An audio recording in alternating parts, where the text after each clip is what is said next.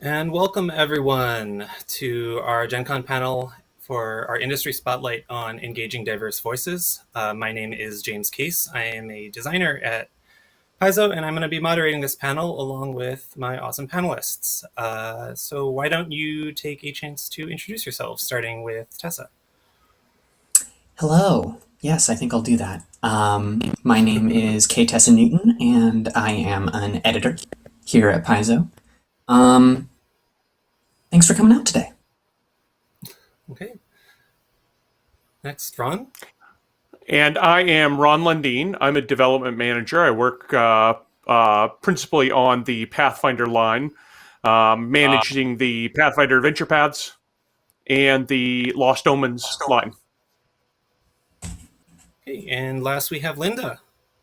Hi, I'm Linda Zeiss Palmer. I am also a development manager, but my team is the people who work on digital adventures, so Pathfinder and Starfinder Society scenarios, bounties, and one-shots.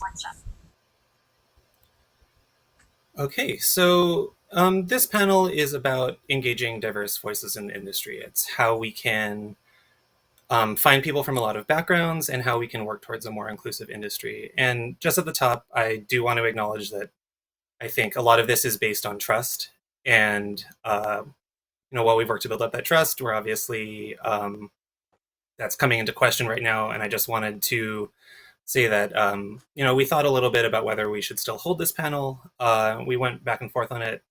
Ultimately, we decided we had a Gen Con event and we wanted to use the time and the platform we had to lead the discussion that we could on how all of us in the industry, can try and do better, finding voices, cultivating new talent, and just making a space that's awesome stuff in it and awesome creators as we can.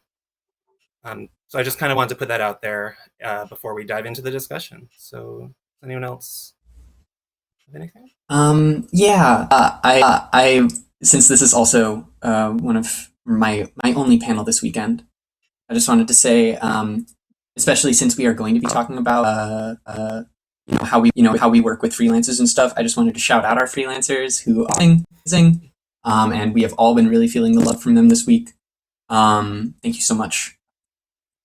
And one of the reasons why I still wanted to do this panel because I don't have power here. I don't have I don't get a say in certain types of those decisions, but the work that I do can still help to cultivate and support diverse voices, and all of the work that everybody on this panel and really so many people in the Paizo editorial department do every day is really fantastic work on this topic, and I still think that's really worth celebrating. And I want to share how we do it and our sort of thought processes, and let folks know that we're doing that stuff. Yeah, thanks. Well, without further ado, let's look at some cool art. So, could we go to our first slide, please?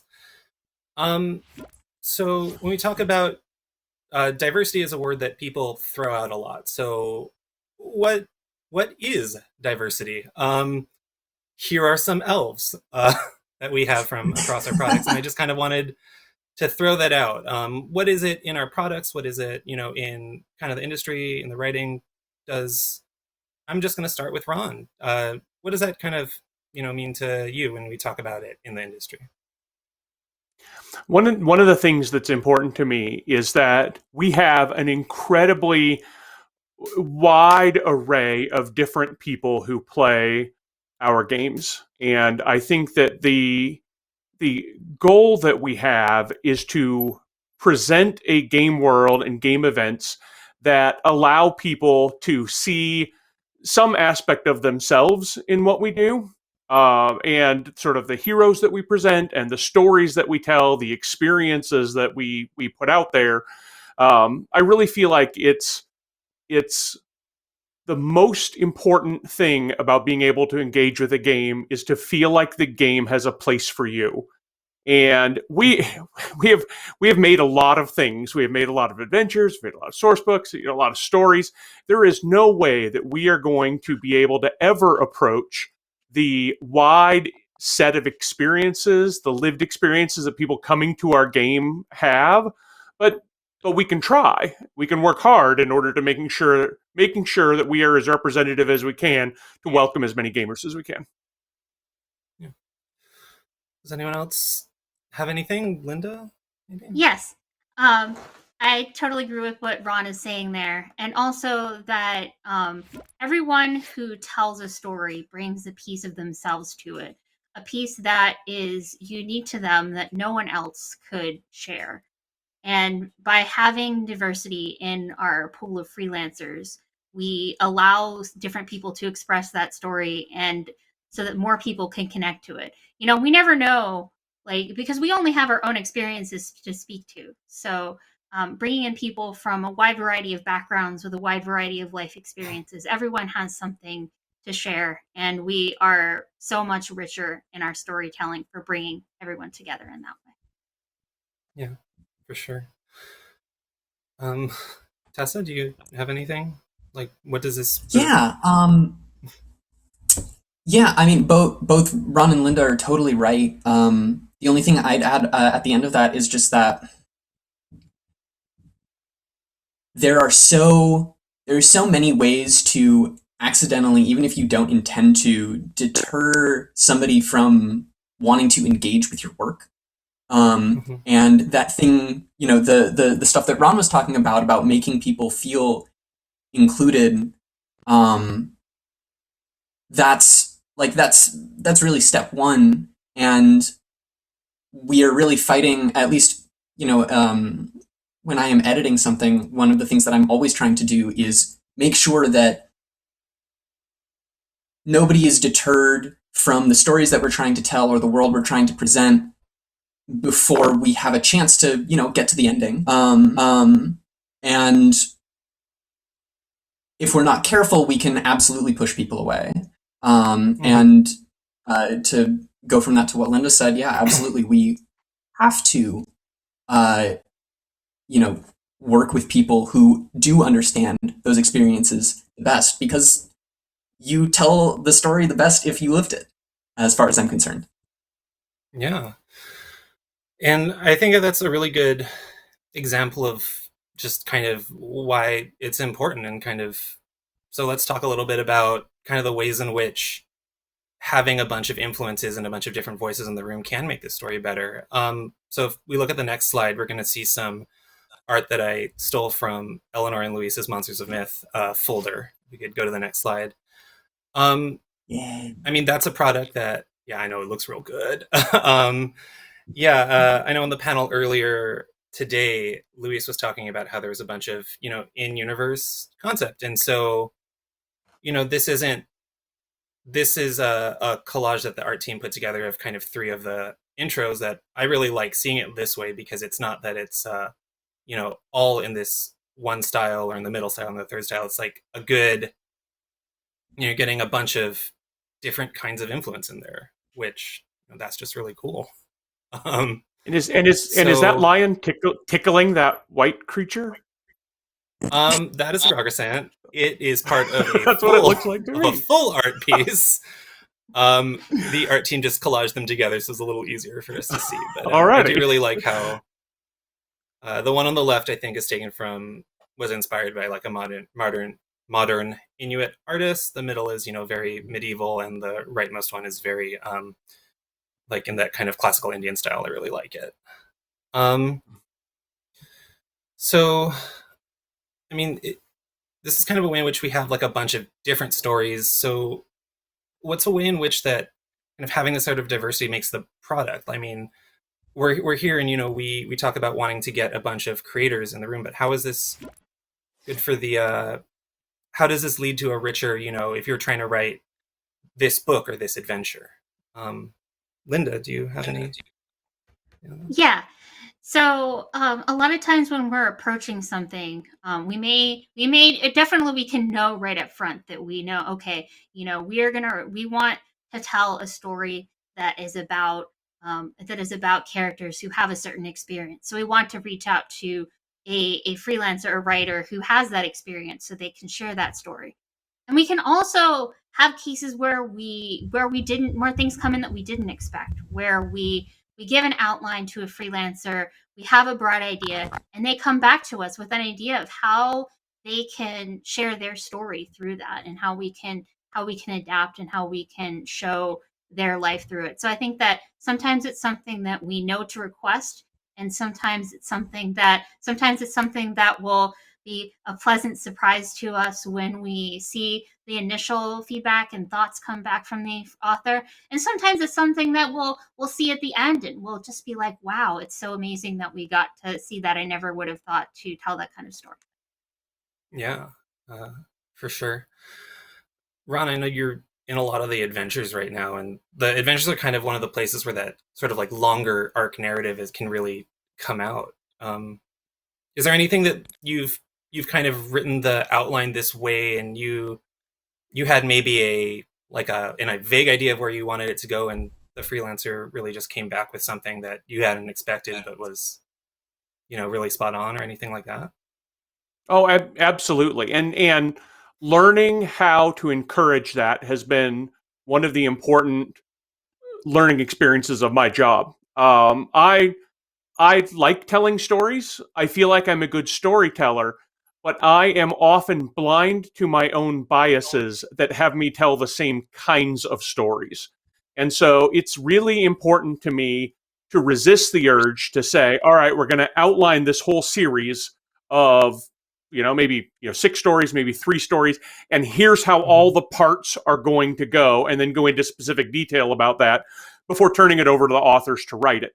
A really important step, especially in a situation where I know I don't have the same kind of personal experience that an author might. Even if the author doesn't have it, if I know I don't have it, right, then I want to detail the story we want to tell only to a certain point, and then stop, and then let the author's voice take over from there and come through. That's the best way to ensure that not only are we sort of guarding against my own stories over and over, but we're allowing the freelancers we're working with to actually communicate what their own stories have been and place them into a framework that is less restrictive than I might have done maybe near the beginning of my career. That's been a real journey for me, and I think we've gotten a lot more interesting perspectives and narratives than we certainly otherwise would, and I look forward to sort of continuing that sort of trend to allow the space for that. Yeah, I really want to hold on to that because I think we're going to talk about it in a little bit. But Tessa, do you have anything to add to that, or because I think you come at it from a very different perspective as an editor, as it. Yeah, absolutely. It's a tricky thing. I think going based off of, or kind of going off of what Ron said there. This happens, talking about why diversity makes something so good, and we're not just talking about individual aspects. It's diversity is sort of like the sum of the parts, rather than like one individual person.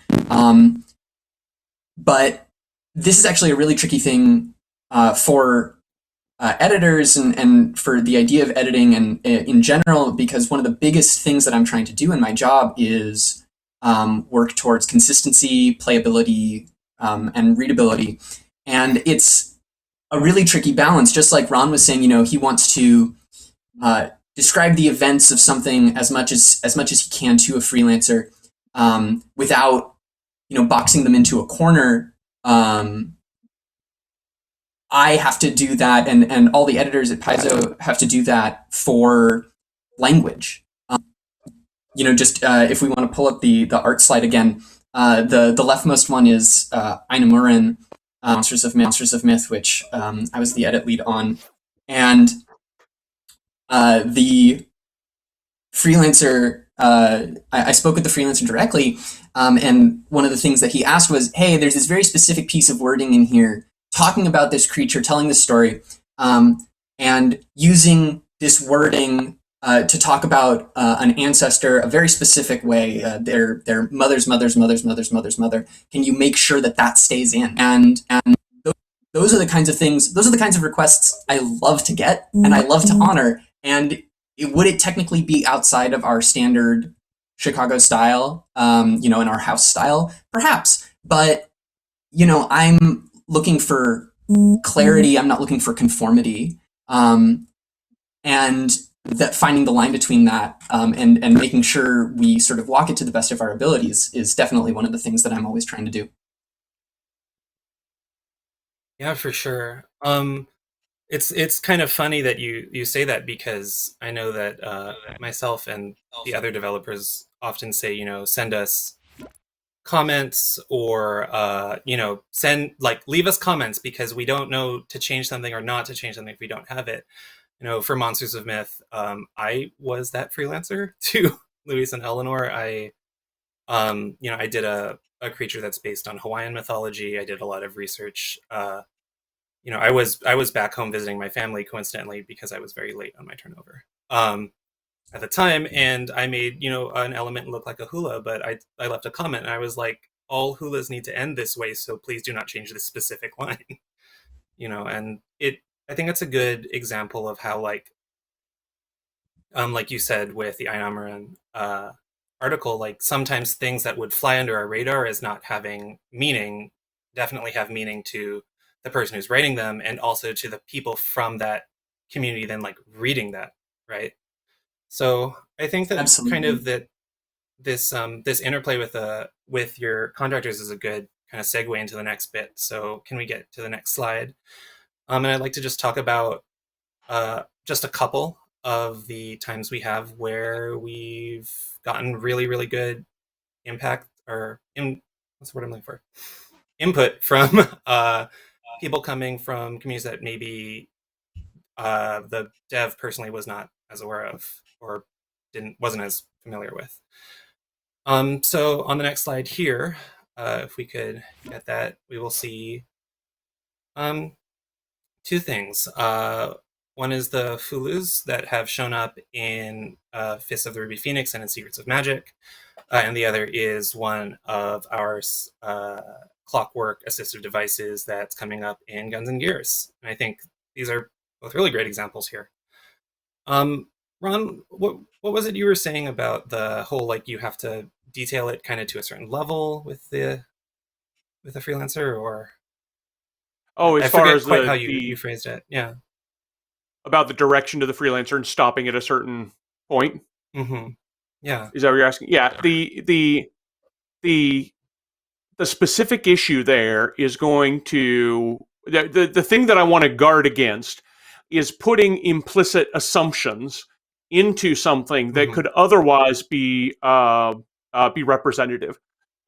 So something along the lines of this image that you've got here is a great example right in the middle, because if you've got, I want to have a redheaded adventurer fighting a troll, I might over engineer that quite a bit by saying, and I want the stance of the redheaded adventurer to be like this, and I want the positioning to be like that, and here's the scene how it exactly has to play out. But taking a step back is allows for some space for the artist in this case, or in the case of an adventure, sort of a scene, or even a narrative, to sort of grow with something that I, as a developer, didn't expect and wouldn't otherwise have even thought to describe, but makes the entire product richer. Mm-hmm. For sure. And one of the things that kind of your point about making very clear where kind of only specifying it as far as you need to, and then to take it is one thing I really like about the Fulus. We worked, we had a lot of back and forth with Yvonne, who wrote these originally and who's contributed a lot of material to our Tiansha part of our setting, who gave us a lot of really good background information on how they work in the real world. And one of the things that she said is that they draw on a lot of characters, and how they're drawn. And of course, maybe some people outside don't know this, but in our art, we try not to use real life letters or characters, kind of regardless of what language, just because it's a fantasy world, and also it starts to become very difficult for us to track. So we went back and forth, and we were like, well, what are, we have like maybe more diagrams, that kind of thing. So we still kind of ended up getting these really cool talismans. We had a nice sidebar about like how they work in the real world, just to give a little more context. But then also, as a game item, they're talisman class items. They do things. You slap them on your armor or your sword, and they overall kind of interact into the setting, for sure. Tessa, I know that you said that you don't the kind of role of an editor. The editor is often not hiring the author directly, but they do a lot of work sort of behind the scenes, and oftentimes with sensitivity readers or that sort of thing. How has your experience kind of been in that process? Just because it's not always, we're not always the ones as developers who are quite as deep in how to either ask for feedback or how to interpret and put that feedback back out. Yeah, I cannot hiring sensitivity reader or quite literally everything you write enough. I think it's always a best practice, and I'm really glad that we do it so often at Paizo. And the way that we really do that, along with sort of getting a broader sort of company-wide understanding that it is a requirement. Really, we have very smart people that we know that we can reach out to on all sorts of different topics, and we are always doing that whenever something comes up that we're just not quite sure about. I love our edit, and we do our best, but we're not going to always catch everything, or even more importantly, even if we feel like something is off, having that direct point of view is always clarifying, even if it's agreeing with us, even if we send something problematic to a sensitivity reader and say, hey, is this anything? And maybe sometimes they'll come back, maybe it'll be not quite as bad as we thought it could have been, or maybe they'll be like, oh yeah, no, we should really retool this. And it always helps us focus our efforts, not just to, well, this seems bad, so we shouldn't do it, but rather towards, here's how to do it well. I am never against really approaching any sort of topic or subject matter, as long as it is sort of signposted to the audience, as long as any content warnings are, presented and taken care of, and as long as we've done our due diligence. And as far as I'm concerned, sensitivity reading and working with really smart people in that field is a huge part of that. Yeah, for sure. Can I build on that for just a second? Yeah, go for it. Yeah, one of the things that one of the most successful uses of sensitivity readers, I think I want to point out, is a situation. Sometimes they can build upon each other. I had a article that I developed that I knew I didn't have the cultural background for, and so I had a freelancer who was sort of a really knew well the history of the particular culture that we were looking to focus on. But then, even once that came back, the sensitivity reader that I wanted to get for it was someone that knew the religious faction, sort of the religious aspects of the culture as well. Okay. And so that let us get a product that actually came from two separate sources, neither of which I possessed, but which ultimately made a much stronger product. I think Ron makes a really excellent point here. Ron makes a really excellent point here about the importance of having different voices to represent a given topic, rather than pulling the weight on one person to be like, oh, you are our one person who is an expert in this. You speak for all people who are similar to you in this particular way. That is most certainly not true. Yeah. and I think it's we see this a lot in, maybe less so in TTRPGs, but certainly in TV or movies. You'll have the one, whatever culture character, and the thing is always just like, you need more than one example of everything, because you need like the funny that culture character, and then the serious that culture character, and then the like whatever, and the ditzy one, I don't know. And having that, not just one representation for every archetype, but just multiple, to show that there's like multiple things, and any given group. I should have Heroes said and this up at the villains front. and We more we are average people from all walks of somebody who life. just wants to finish the job and go home and have a bowl of soup. We have been looking at the chat, so if you have any questions, we're going to have a Q&A at the end, but you're free to throw them in now, and I am looking at them.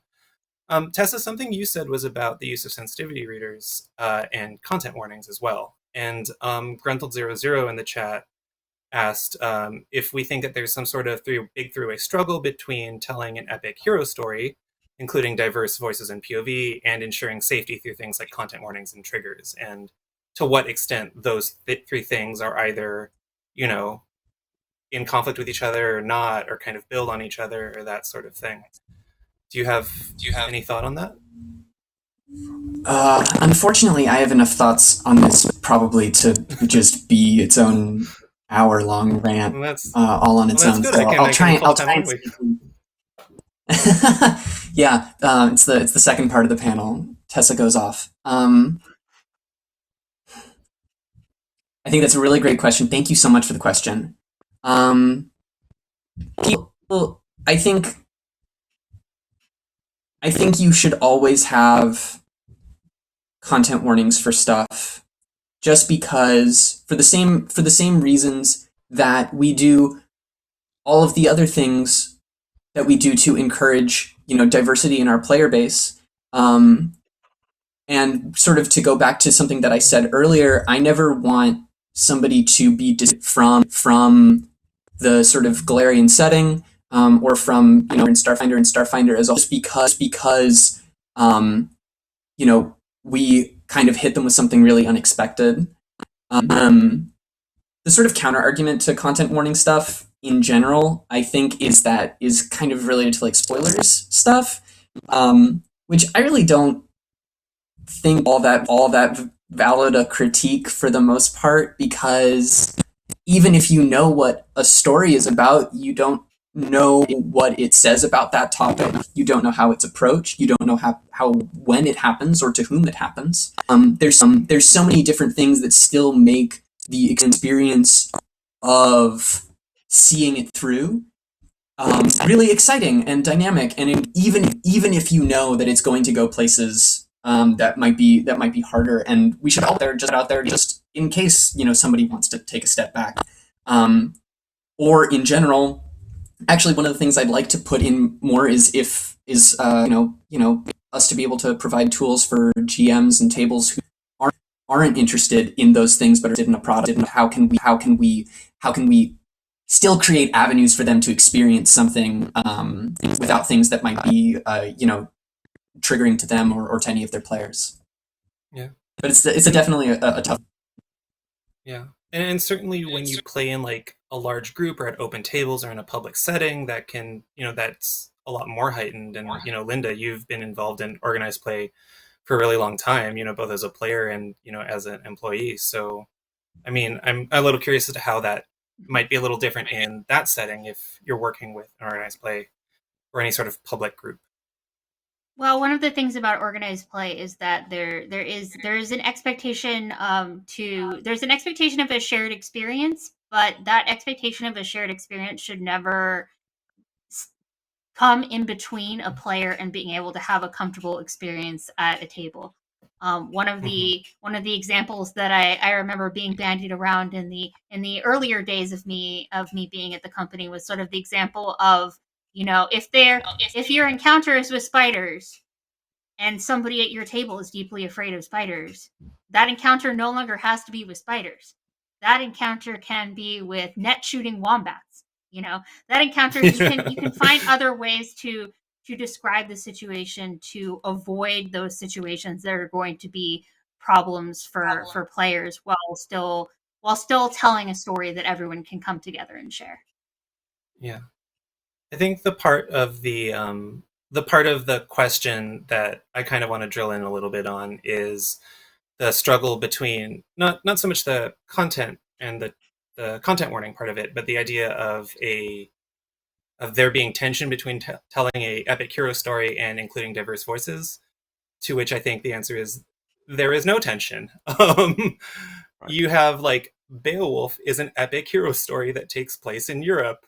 Journey to the West is an epic hero story that takes place, in China. They are both epic hero stories.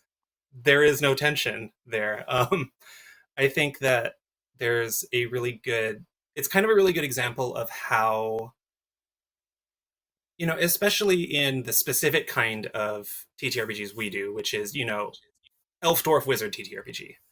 That can come with a lot of assumed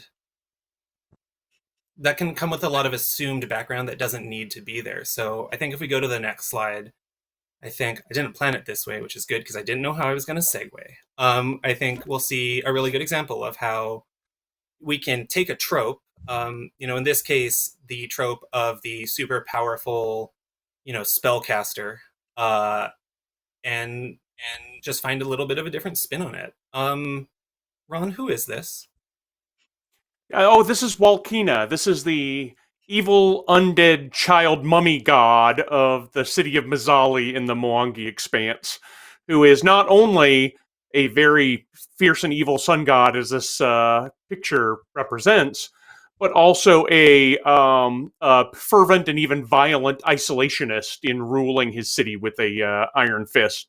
All of those things can appear across a lot of different cultural stories, right? You could have the evil undead wizard king shows up all over the place, the wizard kings generally show up all over the place. But it's important, and particularly in the answer to the question that I think that you'd read, James, is that this can be recontextualized to be interesting and fresh in a lot of different ways, like we've done here, I think, with Walkina. Like we encourage everybody to be looking at and how they do that. Yeah.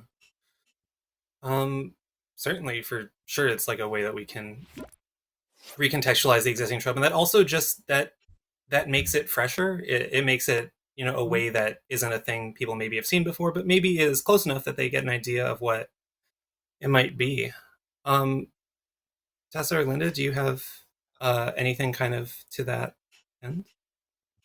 Linda? Yeah, that people are coming into this, and I think that it makes it a lot more interesting when you don't know exactly where something is going to go, because you're not going to expect that it's going to be, oh, these stories are always going to be drawing from one culture, and therefore I can expect this is going to run down a specific path. Mm-hmm. Did you have something, Tessa? Or? Yeah. Sorry, I was waiting for my cue. I think the thing about this, we've talked about sort of interesting and fresh, but and that is all absolutely true. But the thing that I want to drill down about that very specifically is just like what we mean by that, and what I think, at least we mean by that in these examples, is that like even if you are going with the same trope, the wizard in the ivory tower, by the same way that you get that different perspectives rich in something, you will get a completely different understanding of a given trope based on the cultural context in which it is placed and informed by, because we're always informed by our cultural context. That can be kind of hard to see when you're in a monolithic one, but it's all there. And especially not being precious with our tropes and seeing how other people can interpret what we love, or even that might be very near and dear to us. can help us figure out what it is about the thing that is important, that makes meaning, that actually enriches the story that we're trying to tell.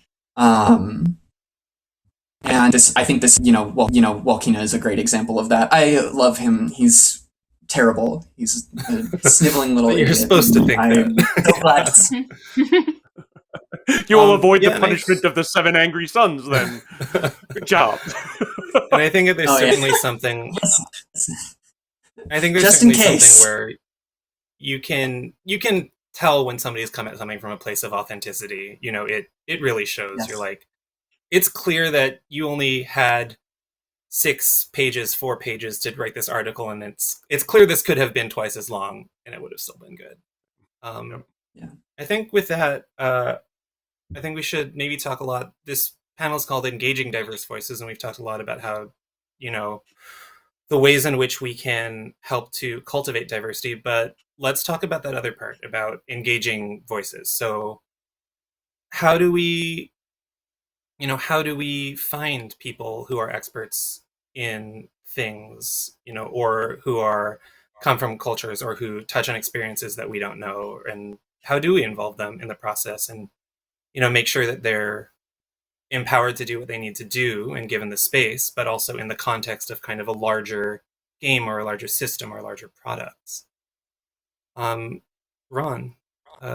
since you work on the adventures, you want to lead us into this? Well, it's an awful lot of networking. That's how I do the engagement, to try to find the right person, to try to find the right expert. When I was looking for authors for both the adventures in the Strength of Thousands adventure path and the back matter, it was a lot of reaching out to talk to people that would have sort of the cultural connections I didn't. People who are Black, people of color, that might have the be able to give a focus that I couldn't on this. And it was a lot of asking people, that's who do what do you feel like you could do? Who do you know? And then keep it, or where could I look? Who might I talk to? There have been a couple of instances, not so much in Strength of Thousands, but when looking for sort of South Asian inspired things, I'm like, is this a kind of thing you could do? Well, I couldn't do that, but maybe if you look at this resource, or maybe if you talk to these people, being open to that kind of networking is really vital in order to make sure that you're entertaining the option both for the project you're in and in the future, to have a list of lists of people who can give you all kinds of different perspectives. Yeah, it's for as much as it's cool to see our books in fans from other countries reading our books. It is a pretty small industry, and it is very network driven. So certainly, one thing that I've really liked to see, especially, and I think maybe everybody being stuck at home because of COVID has maybe been a part of this or not, has been seeing a lot of our freelancers just interact with each other and network with each other's work, whether that's for us or for other projects and something. And that's always the thing that makes me feel like a proud mama hen. I'm always so happy to see it. Linda, the environment in OP is just very different, and OP is kind of a big network there. So, what are maybe some ways that you've thought of where we can either help engage people who come from these other pools, or how we can continue to support them even after people are always like, hire someone. So I was like, okay, well, I gave them a contract, they gave me some words back, the contract is complete. What can we do beyond that? Well, I think that it's a matter of, first of all, acknowledging that that when you're looking to grow diversity, you're going to be looking at a situation where the people who have the most experience, that pool of people isn't going to be as diverse of a pool. So you're going to be reaching out to people who have so much to share in terms of their experiences, with life, in terms of their experience with stories, but maybe don't have as much experience at writing this specific thing that you're asking them to do. So I think it's very important to look for projects that we can offer that are more approachable to start with, so that we can help people to cultivate those skills that are very specific to what it is that we do, and provide them with feedback, and work to help them find other projects that we do that they're interested in, so they can continue to share their stories. Yeah. I mean, certainly if the only products we did were, dictionary length codices, that'd be really hard for new people to come in on, right? Like, so I really love that idea of having these kind of smaller things. And I know in a project that, well, I guess it's announced now, in Dark Archive, I know that I had some sections that I had that were shorter in length, and those were ones that I specifically wanted to give to people who were newer in the industry. So I'm like, this is a shorter project. It's not book 6 of an interlocking 6-part AP, that delves deeply into our canon. Certainly having that like kind of approachability, I think, because everybody has to start somewhere, and oftentimes, especially if the industry has only started to become a little more diverse recently, the people with the most experience will be coming from kind of the same place. Somebody, I'd like to follow up on that. yeah. But that doesn't mean that we can't have somebody that's providing us with the right view be the person who's writing that 6th volume of an interlocking 6-volume AP. It just means that what we need to do is make sure we're providing the right kind of mentoring, and that we ourselves are taking internally the right kind of time to make sure we're building up the appropriate training, the work we do, the appropriate feedback, in order to make sure that these authors can improve. It can be more work for us, but it is absolutely some of the most valuable work we can do. Mm-hmm. And cultivating people. Absolutely. Someone in chat, Paradox Epiphany, says, where's a good place to find sensitivity readers who are familiar with the TTRPG industry, and how do you evaluate what reader is best for your specific content? Tessa, do you? Yeah. I am actually not a great person to ask about this. I say as my face becomes full screen. However, I mean, I know, like Ron has said already, it is so networking based. I know that most people who find folks, for our sensitivity reading and things like that, it all comes down to networking. It all comes down to Twitter, and industry groups that you are a part of. I think you might be surprised how many people you might find that already who have some sort of either resource that they can point you to, or somebody that they know who does feel confident in being able to stuff. I think it kind of depends. Also, of course, what thing you're looking for a sensitivity read on. That's absolutely going to change. If you're looking for somebody to speak about disability, that's going to be totally different than somebody who looking to provide or to present an authentic diaspora experience, right? It's a complicated question. I think there's no real easy answer, but you have to be willing to just kind of step out of your comfort zone and reach out to people.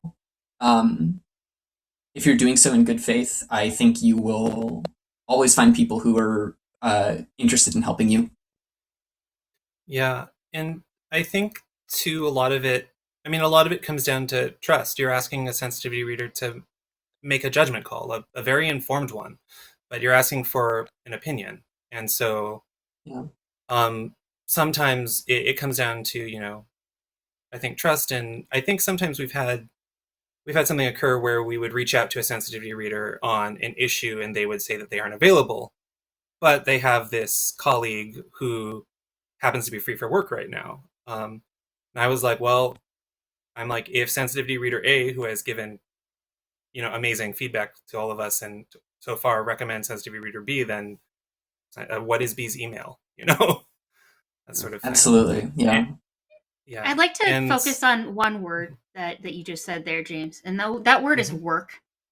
Sensitivity reading is work, and yep. particularly because a lot of times that sensitivity Yeah. readers come from marginalized communities who are not often fairly compensated for what they do. If you are hiring a sensitivity reader, you are hiring a sensitivity reader, and be sure to compensate them fairly for their time. Yeah. I've seen some things with 100%. Thank you, occasional Linda. Kickstarters where, a sensitivity read is a stretch goal and it should be it's a part of the project budget. So, Yeah. and that's not a thing that's universal. It's a thing I have seen from time to time. But, and that doubly goes if the kind of core concept of the product is coming from one of those other cultures, right? So, let me see if we have any questions in this chat.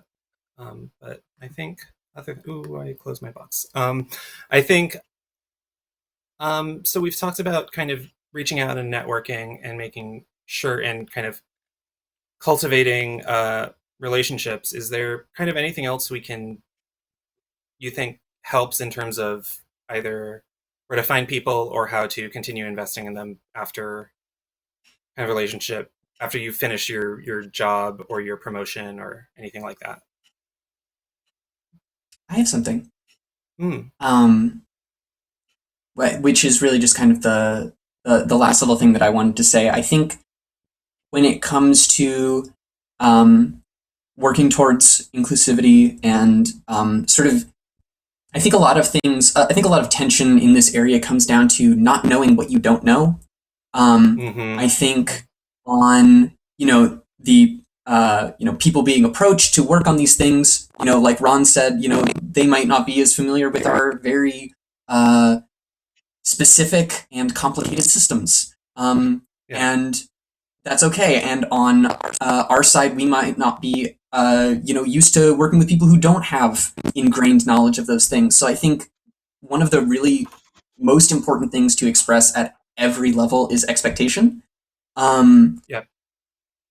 And that really goes both ways. I expect, as an editor, I expect a writer to give me their best work, and I expect them to trust me with their words, which is a huge responsibility on my part. And the other way, I want to fulfill. I want all writers who write for Paizo to feel like if they have expectations for us on certain things, especially things that we might not be cognizant of otherwise, they let me know.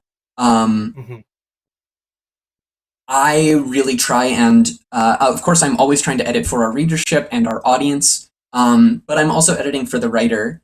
If they're not happy with how their work comes out, then as far as I'm concerned, I've kind of failed at my job. hmm And I never want that.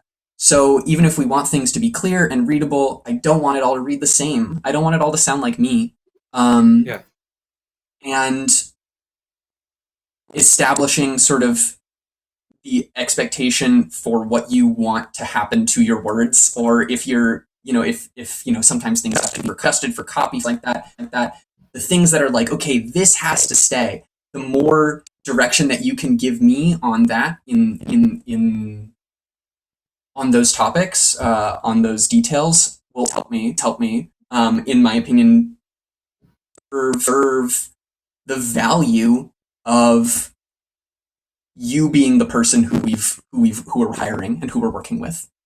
Yeah. Um, I really, but I can't know that, if I can't know what I don't know. The same goes both ways. yeah. I think the thing that you said there that I really liked was the kind of the expectations and being really clear about your communication, because a lot of it does come down to like, is this a good faith effort to try and, get your stuff together? I think one of the things that I've seen Luis and Eleanor especially move that's kind of made me start to try and do it a little more myself is to send a lot more check-ins when the project is, when the file is sealed and gone to print. Like, I don't want to have the author who, poured their heart and soul and sometimes, their like very specific cultural identity into something, not know what it looks like until 2 weeks after release when they get their contributor copy. So I know that they've tried to send things off earlier so that you can see it, and you can also be like, this needed to change because some completely other unrelated thing changed in the book, and we need to alter it slightly. That happens all the time. But I think reaching out proactively before it's public, I think helps to also show that like you're not trying to like blindside them. You're trying to like have that channel of communication that the trust base is based on. We have a little bit of time left, so we have some questions from chat that Aaron has been collating for me. Thank you very much, Aaron.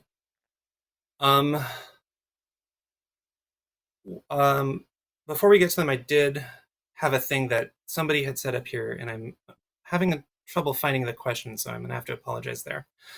Which is like, what can you do after if somebody does a good thing, and in this specific vein, whether that's a kind of LGBTQ based article or a cultural one or anything like that. And something that I try to do is if somebody came in doing this kind of thing, I want to give them the opportunity to tell the stories that they want to tell, but I also don't want to pigeonhole them into just being the, you are now the Norse poetry guy and you're only going to get Norse poetry type stuff. So I think being cognizant of what assignments you are sending what freelancers for what projects can go a good way to doing that. At least personally, when I send out things, I try to not pick, I'm just going to say Hawaiian. I try to not say I have a Hawaiian article and I have one Hawaiian freelancer and I'm going to ask the one Hawaiian freelancer if that's the only article they want to do. And like, I'd want to send them the whole project. And then if that's the thing that they're passionate about and they want to do,